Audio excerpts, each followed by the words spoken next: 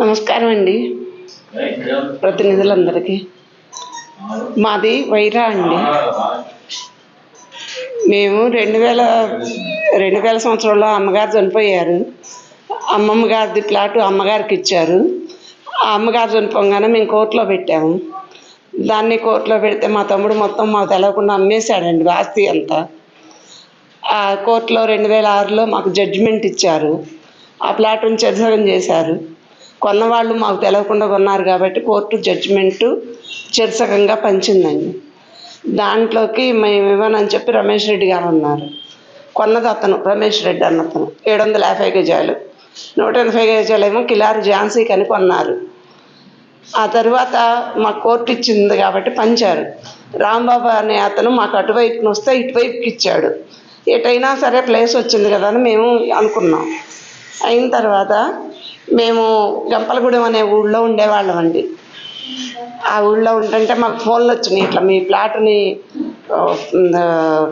ఇది బిట్లుగా అమ్ముతున్నారని చెప్పి. ఆ పని మా అమ్మాయిని పిలిపించి పంపించాము. అక్కడ తను మొత్తం బాగు చేసి చుట్టూ కాంపౌండ్ వాళ్ళ కట్టించి రేకుల షెడ్ వేయించి నెంబర్ తీసుకొచ్చింది ఇంటికి. అప్పుడు వడ్డాణపు రాంబాబు అనే అతను ఒక పంచాయతీ మున్సిపల్ వాళ్ళని కాగితాలు ఇచ్చి పంపించాడు.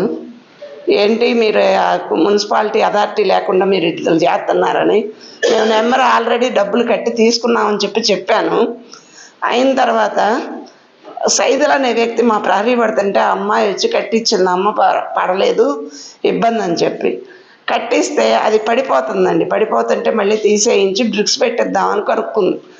అప్పుడు సైదులు అనే వ్యక్తి దాంట్లో జొరపడి మేము కొనుక్కున్నాము, తీయటానికి వీలు లేదు అని మేము కట్టబోయే గోడను తగ్గించి మాన్పించి తనే సిమెంట్ బిళ్ళలు తోలి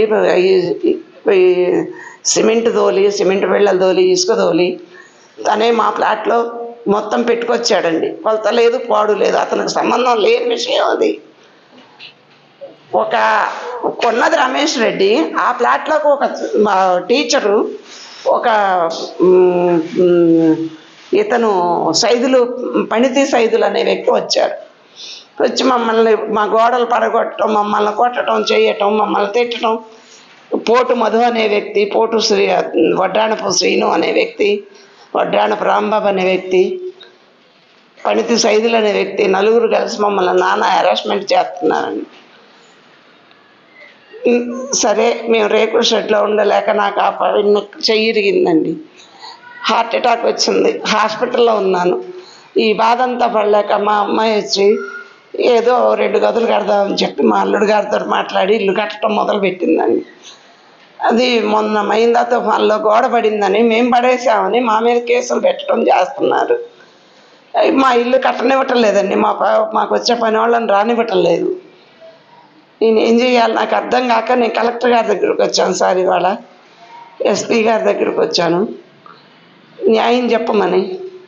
నాకు కోర్టులో వచ్చిన ఆస్తి కోసం నేను ఇట్లా ఏరు సామ్రాజ్యం అనే ఆవిడ 3 గజాలు వదులుకుందండి, అది లాక్కుందండి. అటు ఉత్తరం వైపున, ఇటు తూర్పు వైపున వీళ్ళు గజం మందం లాక్కున్నారు. పణితి సైదులు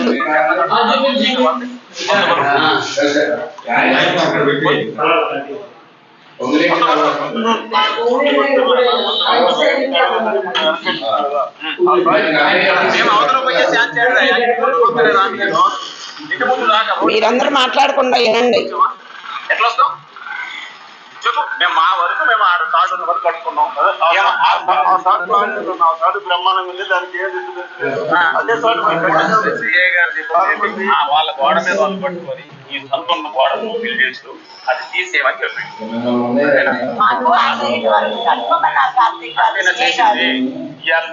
నుంచి ఇంకేం దాకా ఎట్లా ఏం రైట్స్ ఉన్నాయని కట్టి కోర్ట్ రిజిస్ట్రేషన్ డాక్యుమెంట్స్ ఉన్నాయండి. మీ డాక్యుమెంట్స్ అడ్డంగా మాట్లాడితే నేనేం చేయలేను. నా డాక్యుమెంట్స్ నేను ఇచ్చాను, నేను డాక్యుమెంట్స్ ఇచ్చాను. ఓకేనా?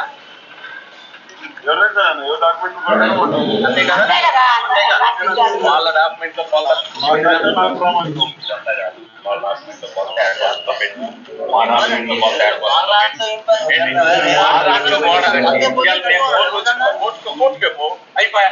కోర్టుకి ఎట్లా పోతాం అండి? నా కోర్టు హ్యాండ్ ఓవర్ చేసి పొద్దాకపోవడానికి మీకు పనిలేని వాళ్ళమా? మాకు అది చిన్న త్వర తీసుకున్నాం. ఏం రైట్స్ నాకు చూపించు. మీకేం రైట్స్ ఉన్నాయి మీరు చూపించండి. మరి మీకు ఆడదాకా ఎట్లా ఉంటది? మాది కూడా కలిపి డబుల్ రిజిస్ట్రేషన్ చేయించుకుంటే ఏమన్నా వస్తుందేమో. నాకు అవసరం లేదు. మాది కూడా కలిపి డబుల్ రిజిస్ట్రేషన్ చేస్తే ఏమన్నా వస్తుందేమో. మరి ఏ రీతిలో నువ్వు నీ డాక్యుమెంట్ ప్రకారంగా రా. నీ డాక్యుమెంట్ తీసి చూపించు. మరి ఎంతో 10 అడుగులే ఉంటే 19 అడుగులు అంటారేంటి? 10 అడుగులే ఉంటే 19 అని అడ్డంగా మాట్లాడతారేంటి?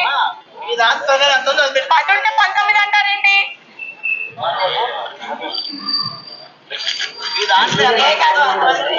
అసలు నువ్వు మనిషివేనా? ఇప్పుడు కట్టిన వాడు పడేస్తాను. నువ్వు మనిషివేనా?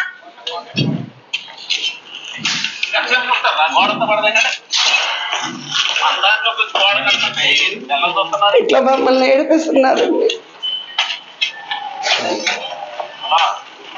ఎందుకంటే చేస్తాం మళ్ళీ ఆడవాళ్ళు ఇట్లా హెరాస్ చేయడం ఎంతవరకు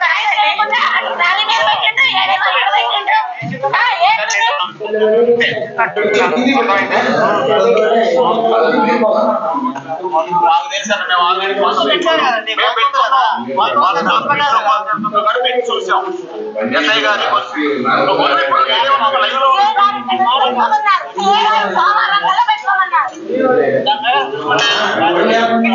పంచుకోకుండా గట్టిగా రౌడీ ఇది చేస్తారా? కొత్త పెట్టుకున్నారు.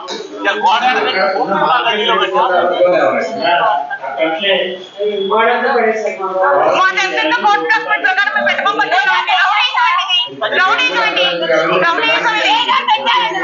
అవతల ఉన్న వ్యక్తికి పోటు మధు అని అతను దగ్గరుండి చేయించుకున్నాడు. అలా తెలిసి మొత్తం అందరూ ఆక్రమిస్తారంట.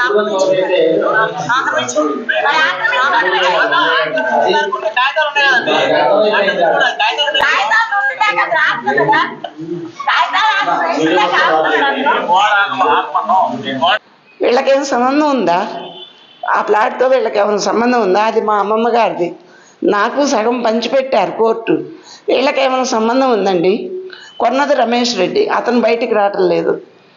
మమ్మల్ని ఇట్లా ఏడిపిస్తున్నారు. మేము ఏం చేయాలి సార్? మేము ఆడవాళ్ళం అనేగా మమ్మల్ని ఇట్లా ఏడిపించడం ఎందుకు సార్? మమ్మల్ని ఇట్లా బాధ పెడుతున్నారు వీళ్ళందరూ. వీళ్ళు ఎవరండి అసలు? దానికి సంబంధించిన వ్యక్తులా, కొన్న వ్యక్తులా, లేకపోతే దానికి కోర్టులో వీళ్ళకి ఏమన్నా రిజిస్టర్ చేశారా? ఎందుకు వస్తున్నారు? అదేమంటే మేము కొన్నామంటే ఆడు పడిన సైదులు. అతని దగ్గర అసలు కాగితాలే లేవు. రమేష్ రెడ్డి మా తమ్ముడి దగ్గర రిజిస్టర్ చేయించుకున్నట్టే ఉంది. దాంట్లో నుంచి నాకు కోర్టు పంచింది. వడ్రాని రాంబాబుకి ఏం సంబంధం అండి? టీచర్ చేస్తున్నాడు అతను ఉద్యోగం. మాకెళ్ళి ఎందుకు వస్తున్నాడు అతను? దీని గురించి నేను కలెక్టర్ గారికి, ఎస్పీ గారికి చెప్పానండి. న్యాయం చెప్పారు. అదేమంటే మీరు వదిలేసి వెళ్ళిపోతే మేము ప్లాట్ చేసుకుంటాం, అపార్ట్మెంట్ కట్టుకుంటాం, ఇక్కడ క్లబ్ పెట్టుకుంటాం, తైతక్కలాడించుకుంటాం అంటారు. అంతే. ఏం చేయాలి చెప్పండి మీరు? కింద పడ్డానండి. ఆ రోజు గొడవ అవుతుంటే కింద పడ్డాను. ఆ కింద పట్టడంతో 3 పార్ట్లుగా ఇరిగిపోయింది.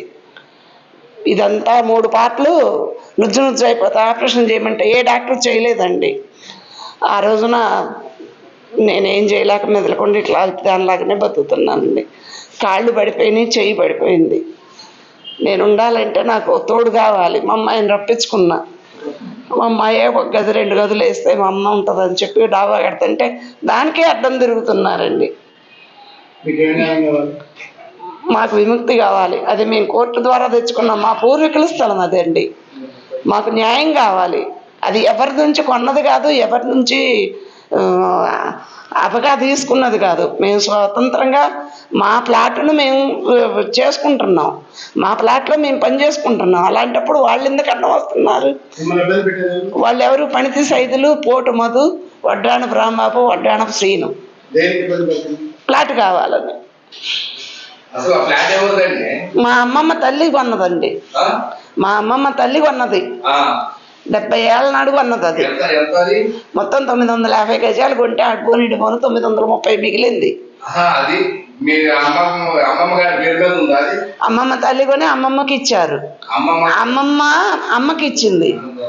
అమ్మ చనిపోగానే మా తమ్ముడు తెలియకుండా అమ్మాడు.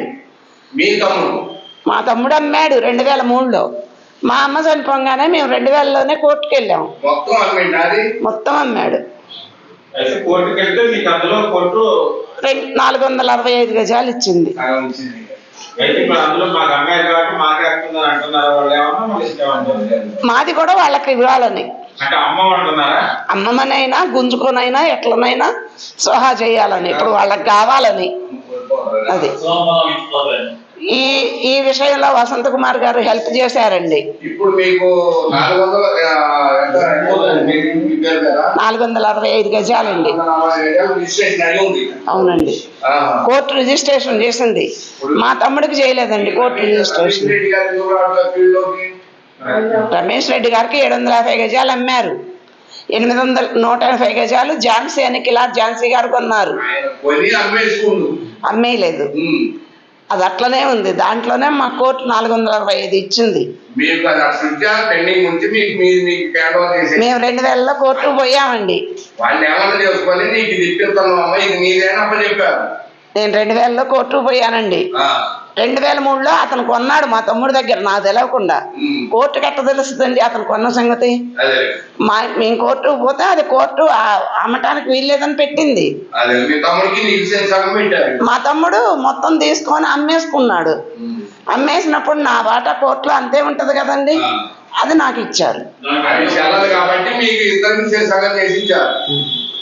అవునండి, ఉన్నాయండి రిజిస్టర్ చేసిన కాగితాలు ఉన్నాయి.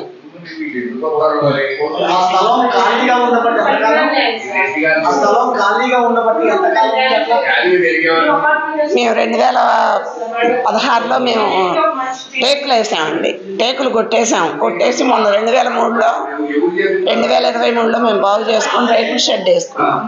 తర్వాత చుట్టూ ప్రహరీ కట్టుకున్నాం. అవతల ఉత్తరం వైపు ముసలమ్మ 3 గజాలు కలుపుకుంది, ఏనుగు సామ్రాజ్యం అని ఆవిడ. మేము మొన్న కొలిస్తే కూడా 130 వచ్చిందండి నిలువులో.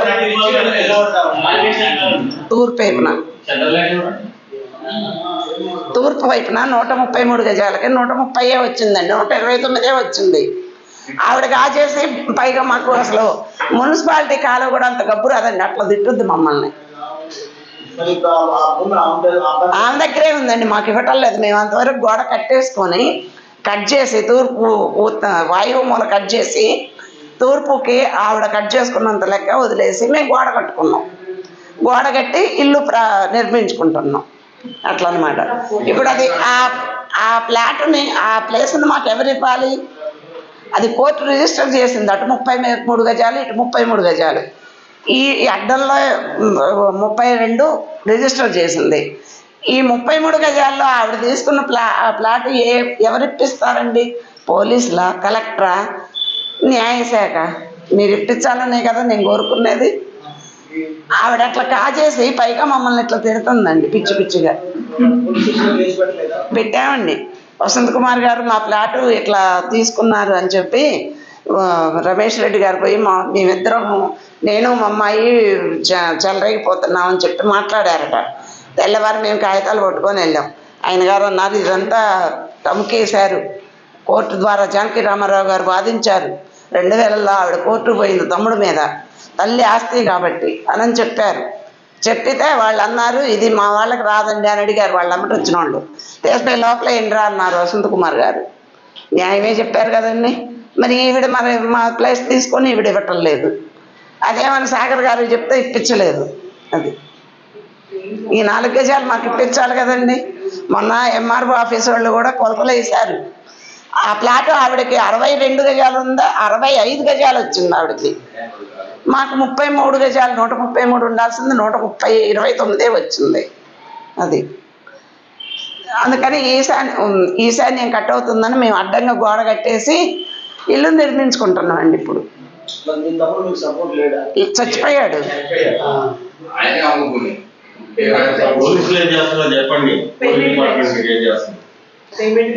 మాకేమీ చేయటం లేదండి. ఎవరికి వచ్చినా అతని తరపున పనితి సైజులు సంబంధం లేని వ్యక్తి వచ్చాడు, అతని తరపున ఏంటి మీరు అందరంటే ఇది నేను కొన్నానంటాడు పనితి సైజులు. కొన్నట్టు మరి కాగితం చూపించాలి కదండి, చూపించాలి కదా, మా కాగితం రాయాలి కదా, మాకు కొలిసేటప్పుడు చూపించాలి కదండి, మమ్మల్ని పిలవాలి కదా. లేదు, అదేమంటే మిమ్మల్ని పిలిచినట్టు వీడియో ఉందంటాడు. వీడియో ఎక్కడుంది చూపించాలి కదండి. మమ్మల్ని ఎందుకు ఇంత ఏడిపిస్తున్నాడు అసలు? అతనికి సంబంధం ఏంటి? ఈ ప్లాట్కి అతనికి ఏంటి సంబంధం? పోలీస్ డిపార్ట్మెంట్ కంప్లైంట్ పెట్టలేదు మీరు? మేము పెట్టామండి. వసంత్ కుమార్ గారు గద్దెచ్చిపోయిన తర్వాత ఏసీపీ గారికి చెప్పాం. ఏసీపీ గారు సాగర్ సార్ను చెప్పారు. సాగర్ గారు వచ్చారు, వాళ్ళనే కట్టుకోమన్నారు. వంశీ గారు వాళ్ళనే కట్టుకోమన్నారు. ఈ పనితి సైదులు, రాంబాబు, ఈ మధు, వీళ్ళ వల్ల మాకు ప్రమాదం ఉందండి. మా ప్లేస్లో మేము ఉండకుండా వీళ్ళు ఎందుకు ఇట్లా మమ్మల్ని అరెస్ట్ చేస్తున్నారు? అది కావాలి. మమ్మల్ని ఎందుకు ఇట్లా కూడు నీళ్లు లేకుండా బతుకుతున్నామండి మేము. అమ్మ లేదు, నాన్నగారు లేరు, తమ్ముళ్ళు లేరు, ఏనాడు చేయలేదండి. ఇది కోర్టు పోయిన తర్వాత డివైడ్ అయిందే కానీ అమ్మ ఉన్నంత కాలం ఎవరికి సెంటు కాదు, గజం కూడా అమ్మలేదండి.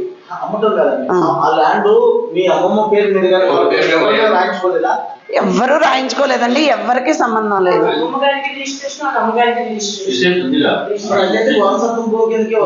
వారసత్వ భూమి అండి. మరి నేను అదే అడిగేది మిమ్మల్ని. వారసత్వ భూమి, దాంట్లో ఎవరికి అపాయింట్మెంట్ లేదు. కానీ వీళ్ళందరూ వచ్చి మా మీద కలబడుతున్నారు. అది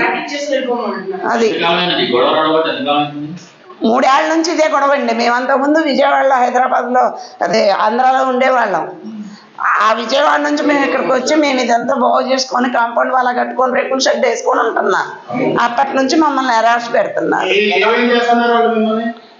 ఇట్లనేనండి. ఇప్పుడు మాది కాదని చెప్పి పొద్దాక మమ్మల్ని ఇది చేయటం, కొట్టడం, చేయటం చేస్తున్నారు. ఇప్పుడు ఆ గోడ పట్ట కొట్టడం అవన్నీ మేము కట్టుకున్నాయేనండి. ఎవరున్నారండి? వాళ్ళు పెద్దలు కదా, వాళ్ళకి చెప్పేవాళ్ళు ఎవరున్నారండి? ఇప్పుడు పోలీసులు అన్న వాళ్ళు వాళ్ళకెళ్ళే ఉన్నారు. ఎవరు వచ్చి చెప్తారో చెప్పండి.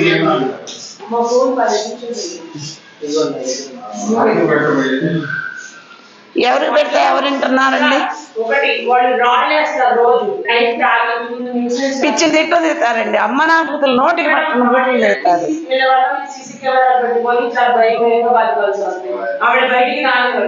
ఓసారి ఈ పనితి సైదులు అనే